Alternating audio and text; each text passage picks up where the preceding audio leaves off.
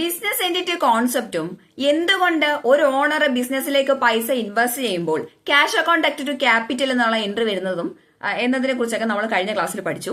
So ഈ ക്ലാസ്സിൽ നമ്മൾ ഇനി മെയിൻ ആയിട്ട് പറയാൻ പോകുന്നത് ബിസിനസ്സിൽ നിന്ന് ഓണർ പൈസ വിഡ്രോ ചെയ്യുമ്പോൾ എങ്ങനെ അതിന്റെ എൻട്രി ഫോർമേഷൻ എന്നാണ്. എടാ, ഒരു ഓണർ അവരുടെ ബിസിനസ്സിൽ നിന്ന് പൈസ വിഡ്രോ ചെയ്യുമ്പോൾ അതിന് പറയുന്ന പേര് ഡ്രോയിങ്സ് എന്നാണ്. ഓക്കെ, അതിന് പറയുന്ന പേര് ഡ്രോയിങ്സ്. ക്യാപിറ്റൽ നിന്ന് കുറയുന്ന ഒരു ഐറ്റം ആണ് അല്ലെ. ക്യാപിറ്റൽ എന്ന് പറയുന്ന ബിസിനസിന്റെ ലയബിലിറ്റി കുറയ്ക്കുന്ന ഒരു ഐറ്റം ആണ് ഈ ഡ്രോയിങ്സ് എന്ന് പറയുന്നത്. ക്യാപിറ്റല് ക്രെഡിറ്റ് ബാലൻസ് ഉള്ള ഒരു ഐറ്റം ആണ്. ഈ ക്യാപിറ്റൽ കുറയുന്നു പറയുമ്പോൾ അതിന് എന്ത് ചെയ്യണം? ഡെബിറ്റ് ചെയ്യണം അല്ലെ. ഡെബിറ്റ് ചെയ്യാറാണ് പതിവ്.